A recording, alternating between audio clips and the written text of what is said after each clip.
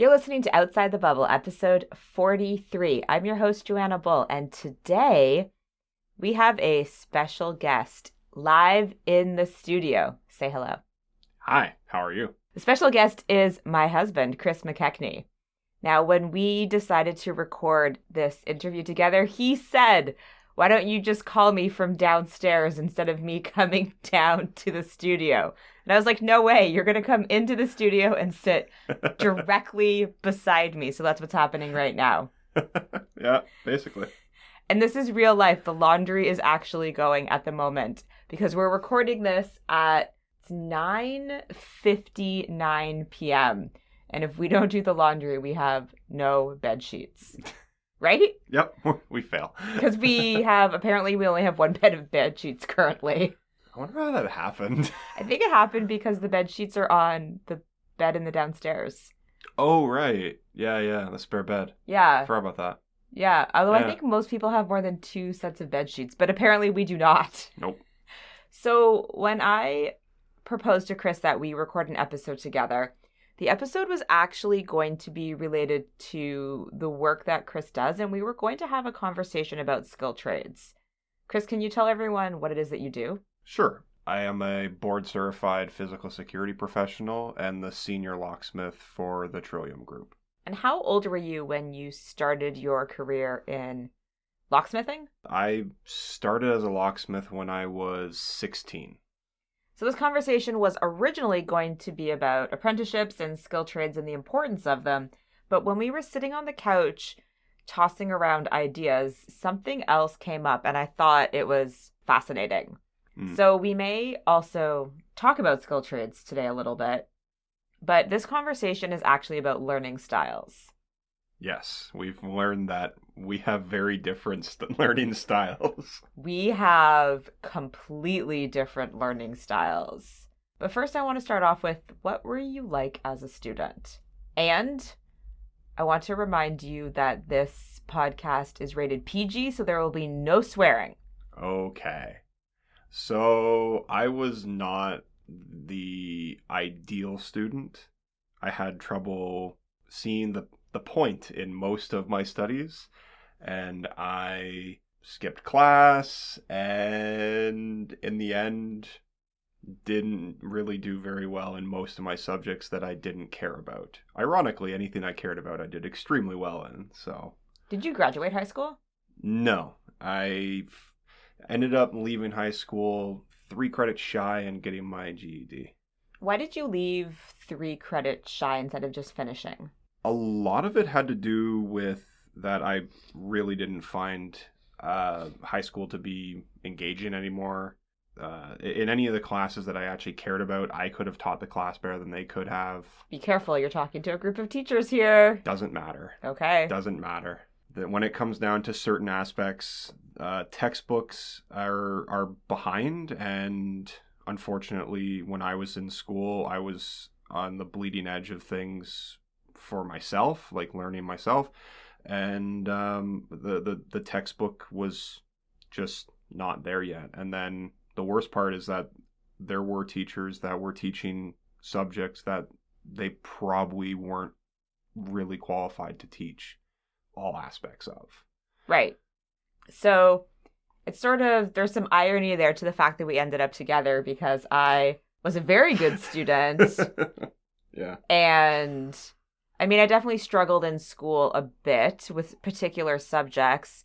And I wouldn't say, like, I did well in school and I did work to a certain degree, but I wasn't a stellar student. I wasn't going home and studying every night. And, I kind of did the homework that I needed to do to get by, but mostly I got 80s and 90s in school. Right. And I was, a typical student that did my work and paid attention and performed the way that I was supposed to perform and followed the rules to the most part. I was definitely a rule breaker, but that was in different aspects. But in the classroom, I followed the classroom procedures. Right.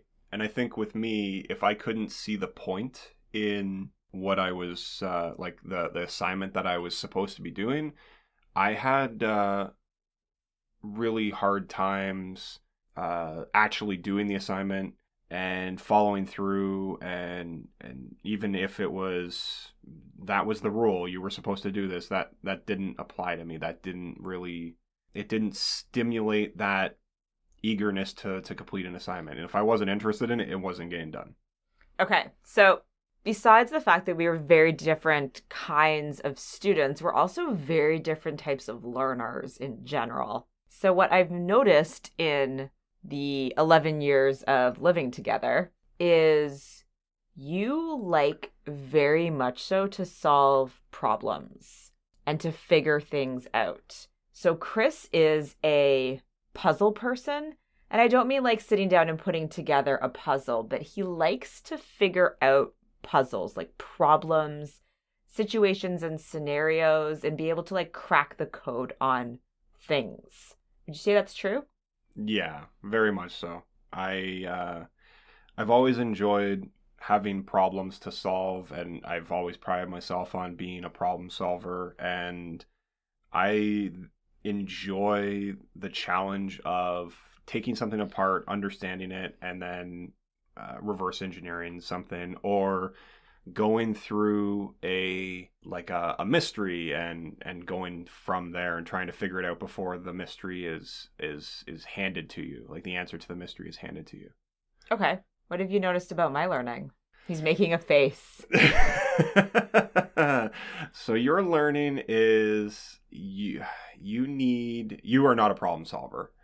I'm going to back that up. I'm not a problem solver in the same type of way you're a problem solver. All right. You're not that kind of problem solver. You're a problem solver for logistics. You're pretty good at that. You can do real world things like problem solving wise, but when it comes down to like puzzles and that sort of stuff, you're not interested in it at all.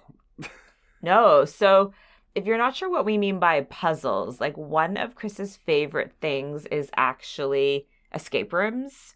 So like physical escape rooms, and we've started to play these games that are escape room like. So there's an app on your phone, and then we have actual games, and there's a card deck, and we have to solve the game.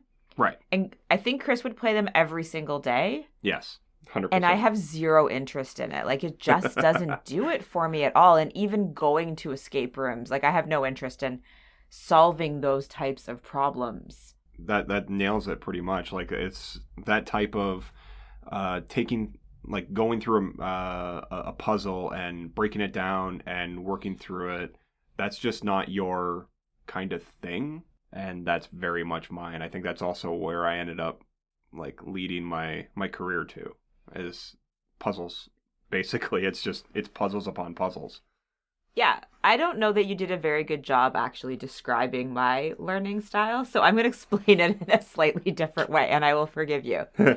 My preference is to have an idea and then build towards that idea. So I went to school for media design, so I like creating things that don't yet exist in the world.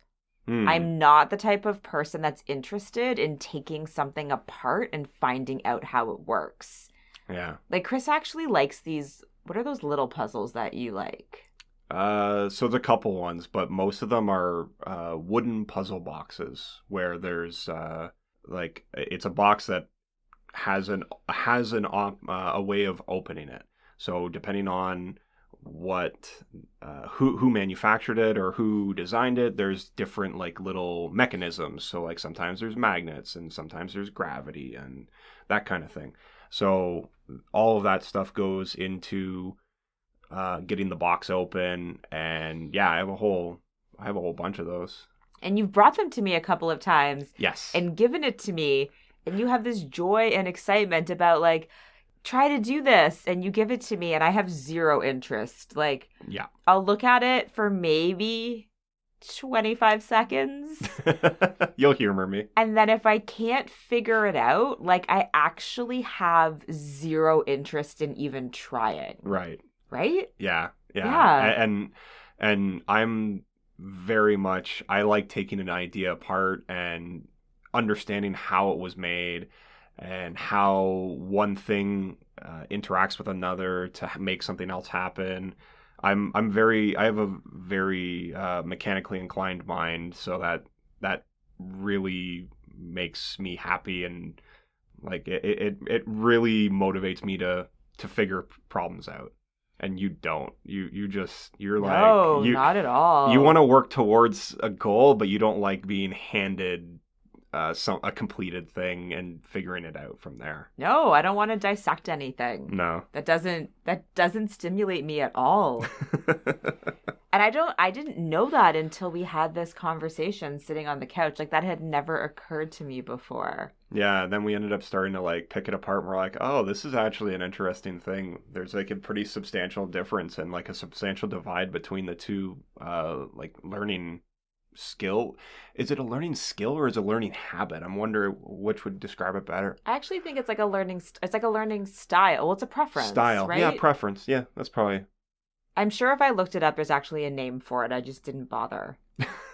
Okay, so explain how this shows up for you in your work. Like, because you were clearly drawn to being in a trade Right. based on the fact that you enjoy that aspect. Not the trade aspect, but like the aspect of like the investigation and the breaking things down and how they work. So explain how that shows up for you in the work that you do. So my primary job role is to design and implement new master key systems in large commercial buildings. And so a lot of that is taking apart like a drawing and going and looking and digging and seeing how the building would operate and really being very detail oriented in that sort of thing. And so that's a huge problem solving thing for me, and I really dig through it. And then there's the mathematical side of things that I end up basically digging through and understanding before people have any idea. It's an interesting problem for me to solve, and that's I think one of the big motivators for why I took on this position and why I've worked towards my career in this. So Chris is one of those few people that you'll meet in your life who actually really loves their work. And when it's the right work, he comes home like super excited about what he's been able to discover. And he likes to talk about it, and I just don't get it. That's true. Yeah. Yeah, I mean, I think that was a big thing for me is that being told, okay, this is the problem and it's your job to look at it, take it apart, understand it, and work around it is a huge part of it. And then the other really big thing of my job is looking at what would be deemed secure and figuring out how to break that and get around that. And that's always been a lot of my rebellious streak ever since I was a teenager and working all the way through. So what was, like, going back to the type of student that you were, what was missing for you now that you can kind of like reflect upon school and the way that you learn? What was actually missing for you in the school system? I think a huge part of it was purpose, why I'm doing X, and being able to relate that to something that would actually happen in the real world. People would always be like, "Oh, you need to learn Pythagorean theorem." Yeah, I was literally about to say that this math equation and yeah, Pythagorean theorem. And it's like, okay, great. I'm not a carpenter. I'm not building I'm not building shelves. I'm not doing this or that. This doesn't apply to like that's a very specific equation, and I'm not saying that it's not relevant. It's a very relevant thing in its correct placement. However, in day-to-day life, nobody cares how you measure a triangle.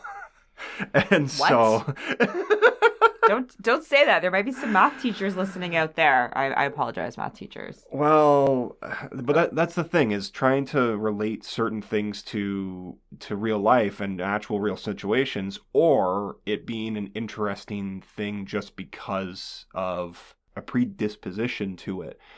So like I was really good in history, and I have no idea why. I just really enjoyed learning about the past. Possibly because I liked analyzing it and taking it apart, but that it has no real relevant like place in everyday life. But it was one of those things that I at least enjoyed, even if they couldn't give me a reason I needed to enjoy it or do it or learn it.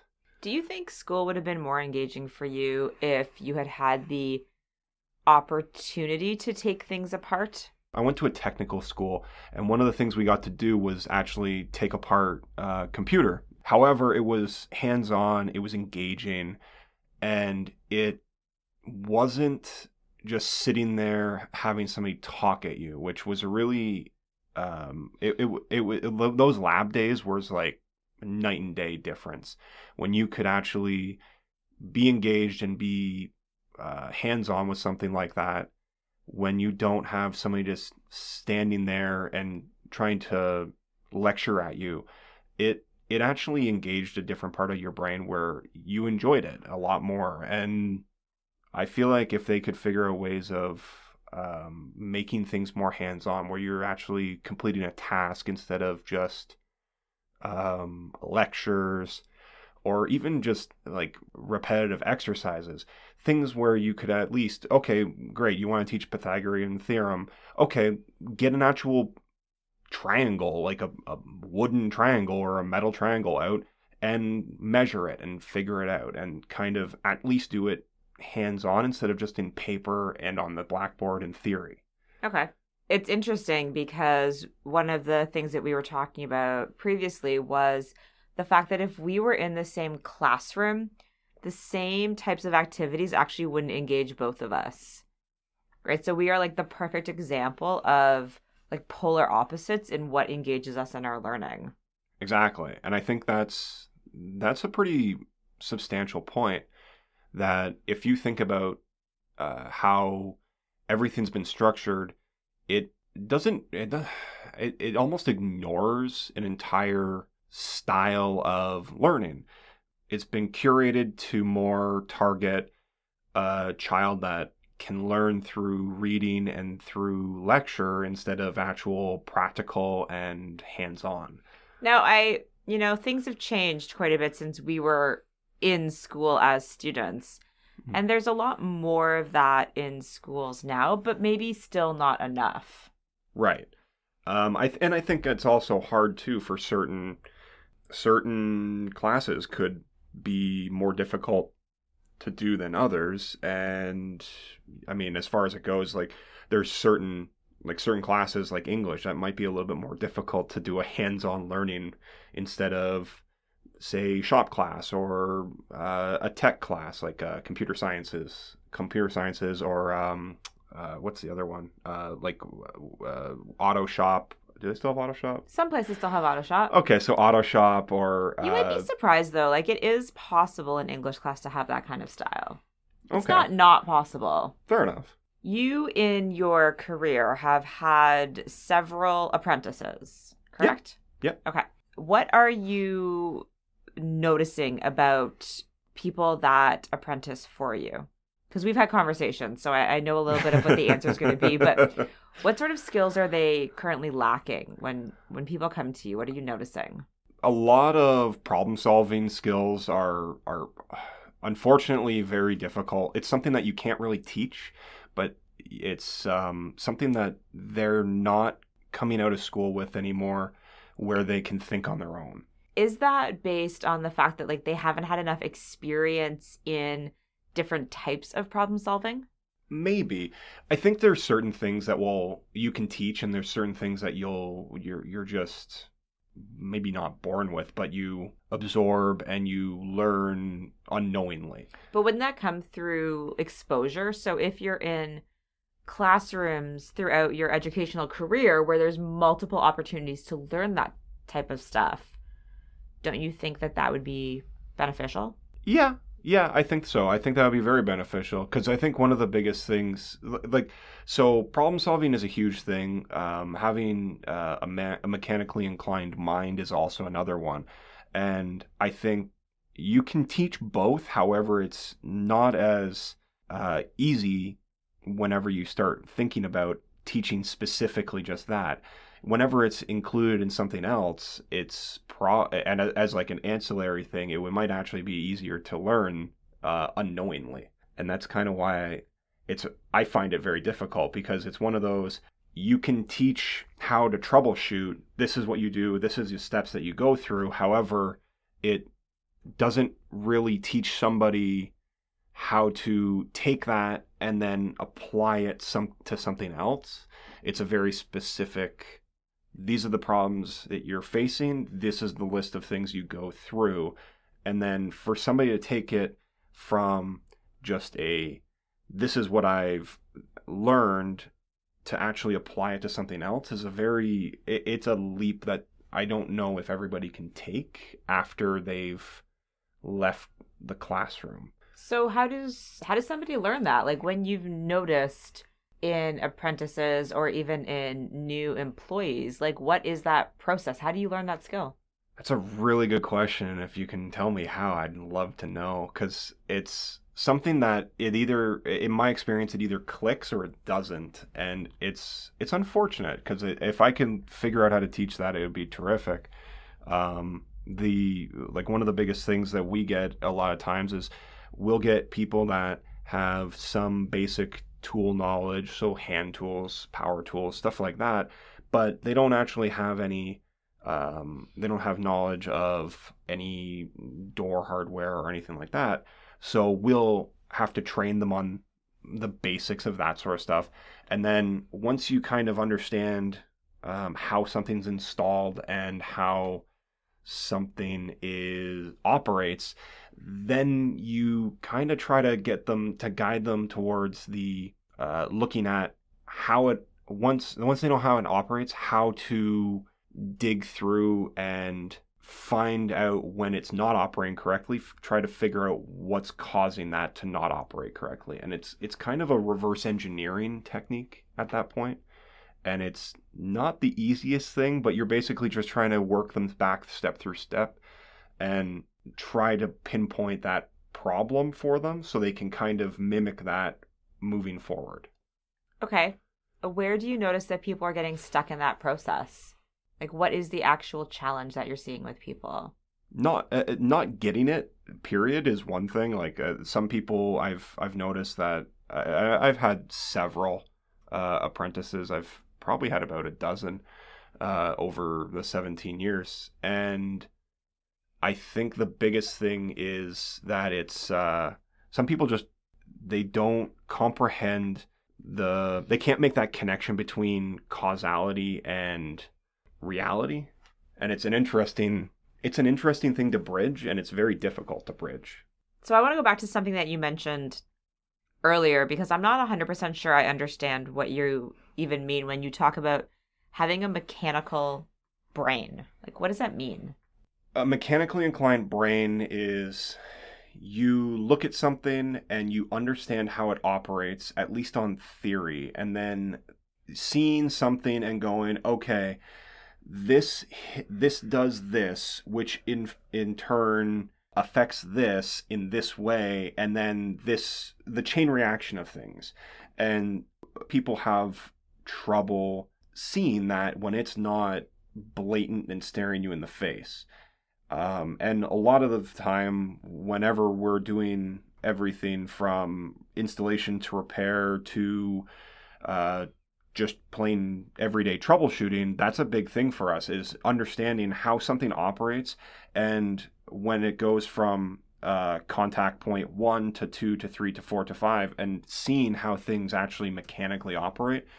And that's a really hard thing for you to teach, because you basically just say, okay, this is example 1, and example 2 might not have any kind of baseline in common with example 1, which is unfortunate. There's a lot of things that you can't really branch off of when it comes to mechanical intuition. It's a really difficult skill to master if you're not inclined or predisposed for it. So do you think that people that like puzzle type situations and like to take things apart have mechanically inclined brains? Is that part of it? Yeah, I would think so. So you would say I don't? No. Okay. No, I wouldn't give you the remote control to take apart. I could take apart the remote control. I don't know if you can get it back together. Well, that wasn't part of what we were talking about here. Fair enough. But that's also like, I wouldn't want to get it back together. So unless it meant I wouldn't be able to watch something in a time frame, actually, to be honest, I probably just wouldn't end up watching that thing is what would happen, right? Probably not. Okay, so in education, at least in my experience in education, we generally look at our students and see the ones that aren't seat learners and often make recommendations that they should go into the skilled trades. Where are we going wrong with that? I think there's a stigmatism towards the trade, the general trades, and there's a big difference between general trade and skilled trade. General trade is, you're a generalist.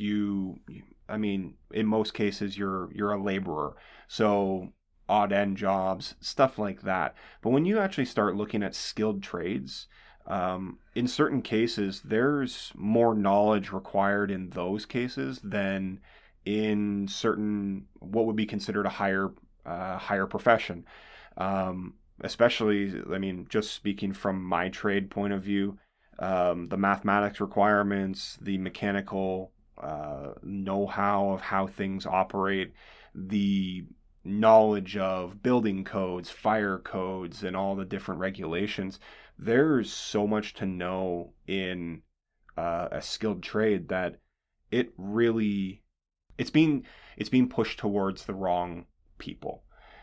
It's when it comes down to that sort of stuff, it's skilled trade can be anybody. It could be somebody that doesn't do very well in math. It could be somebody that does really well in math. It could be somebody that doesn't do very well in English. It could be somebody that does very well in English.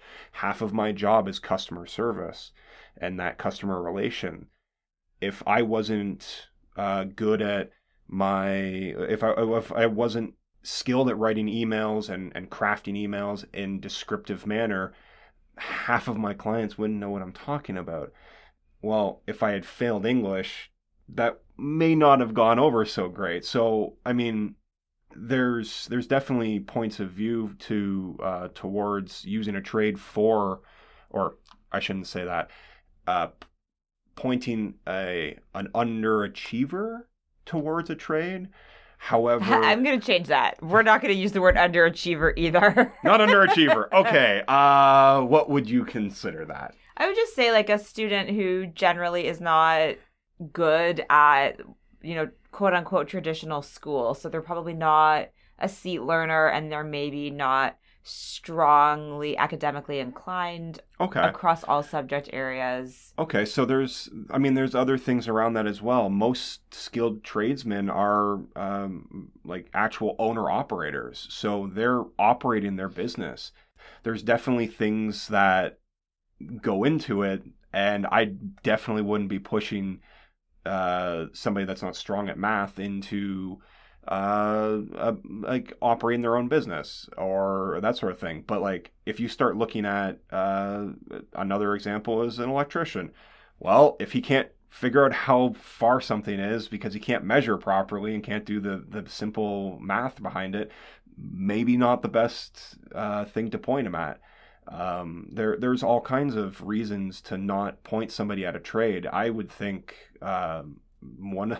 you have to treat a trade at the same level as any other occupation.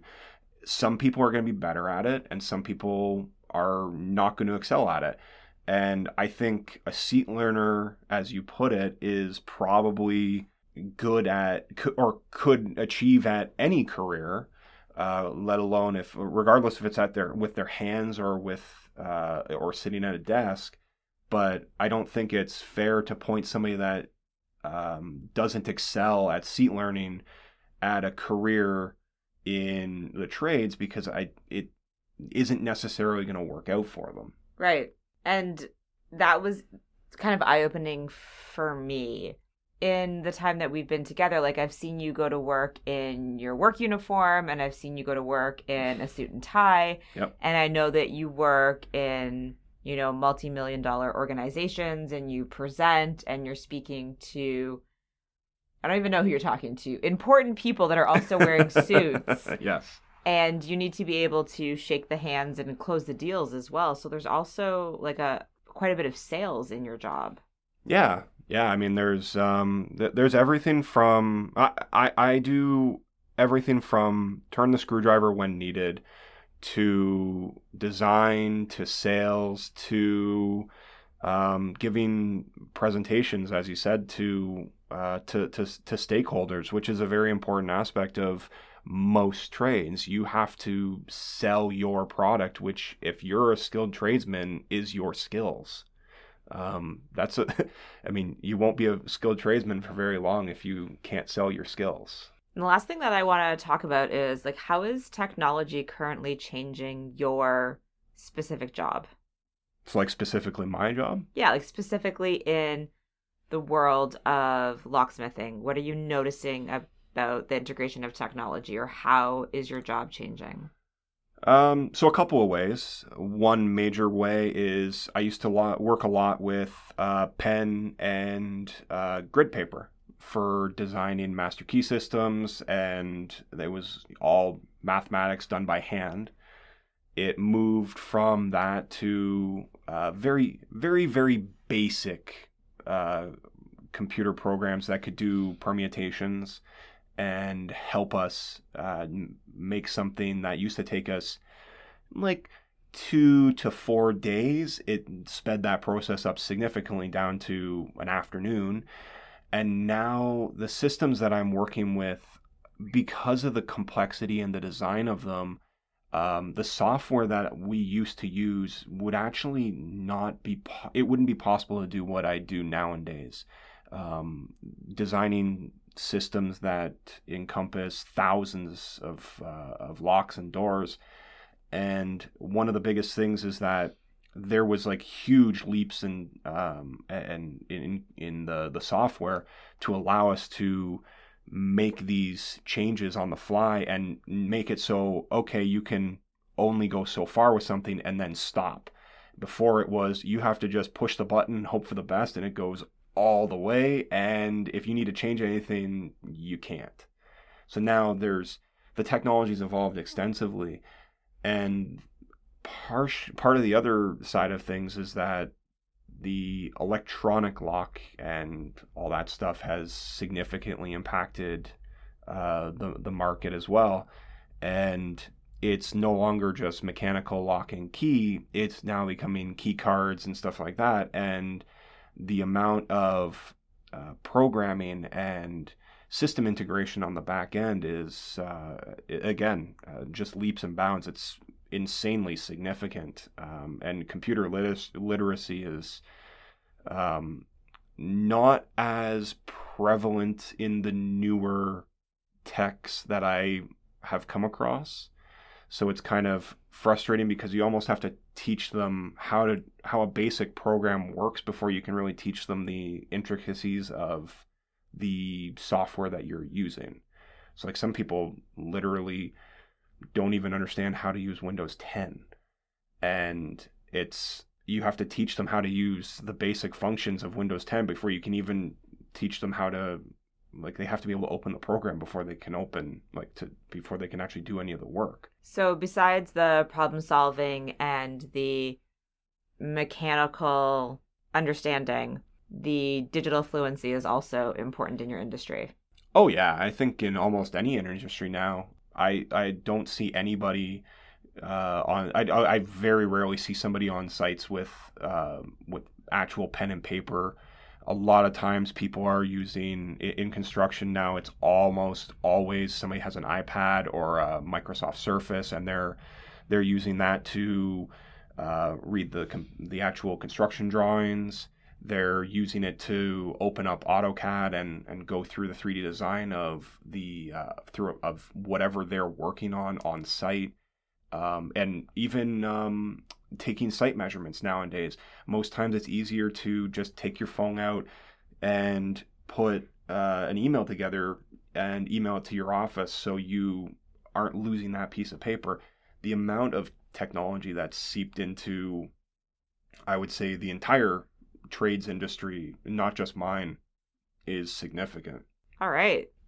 So for people that are interested in learning more about like becoming locksmiths specifically, what's a good starting place for teachers? Like where can they direct their students? The locksmith industry is very guarded, partially because of what it is. We don't want just everybody and their mother being able to break into things, because Right. that is what part of our job is to gain entry when required. So it's not something that we just hand out free tickets to. If somebody is interested, the best thing they can do is probably contact a reputable locksmith company. I would avoid 1-800 numbers. That's regardless of where you are in North America. Any company that operates on 1-800 numbers is not, I'm not going to say it's not above board, but it does not generally sit very well in most people's minds in the industry. There's some shadiness going on there. I would contact somebody. I would go to an actual locksmith storefront, speak to somebody in person, and tell them you're interested, and kind of see what they can offer you. In most cases, it's hands-on apprentice training and maybe a little bit of book reading, but for the most part, it's hands-on, trying your actual skills at play and seeing what you can get done. Thank you so much for coming down to the basement studio and taking this time to chat with me today. You're very welcome. You've been listening to Outside the Bubble. Thanks so much for listening, and I'll see you next time.